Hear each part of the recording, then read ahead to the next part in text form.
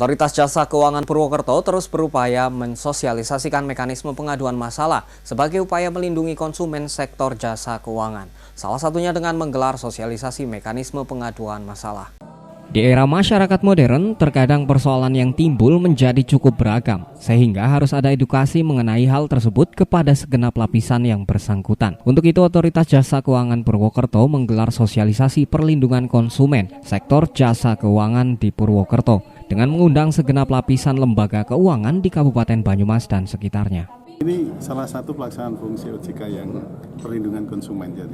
Jadi kita pertemukan, ini ada perbankan hari ini, kemudian ada non-banknya juga, ada asuransi, ada BPJS, kemudian ada perwakilan dari pengadilan, kemudian bank umum, BPR, semua itu. Tujuannya sama tadi, ini sebagai wadah untuk komunikasi, tapi industri paham, kemudian dari fungsi tugas OJK juga disampaikan. Jadi nanti di perlindungan konsumen ini paham seperti apa yang harus dilakukan. Kemudian Deputi Direktur Pembelaan Hukum Perlindungan Konsumen OJK Sabar Wahyono mengatakan ada tahapan ketika konsumen menghadapi masalah, diantaranya melalui internal dispute resolution, yakni musyawarah lebih dulu dengan pelaku usaha jasa keuangan. Baru setelah tidak mencapai sepakat, ada pilihannya, OJK, LAPS, ataupun pengadilan. Dalam pelaporan ke OJK, ada batasannya, antara lain sengketa harus merupakan sengketa perdata. Konsumen harus melakukan IDR lebih dulu. Jika perkara jasa modal perbankan penjamin asuransi jiwa, maksimum nilainya 500 juta. Namun jika asuransi kerugian umum, batasnya 750 juta rupiah. Ini pidana nih, OJK nggak bisa, nggak akan kita terima, harus perdata. Itu. Yang kedua tadi, dia IDR dulu. Kalau belum IDR, OJK akan terima. Gitu. Kemudian ada batasannya. Misalnya gini, kalau perkara pasar modal, perkara perbankan, perkara penjaminan, asuransi, yang asuransi jiwa itu maksimum nilainya 500 juta. Tapi kalau dia asuransi kerugian umum itu 750 juta.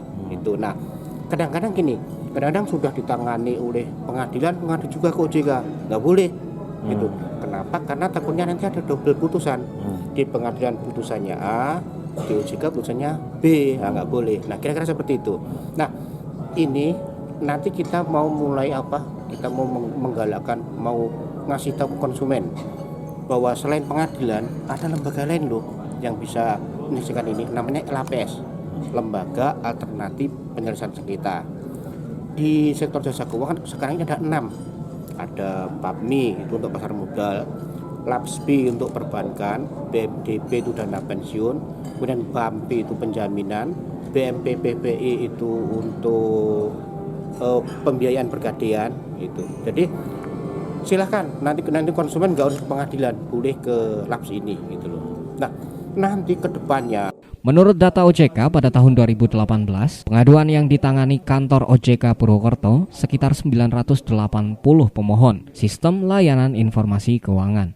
Sementara pada 2019 hingga September, sudah ada sekitar 1.100 pemohon SLIK. Sedangkan untuk pengaduan tertulis selama tahun ini sudah ada 54 pengaduan. Dari Banyumas, Damar Nurani, Satelit TV, mewartakan.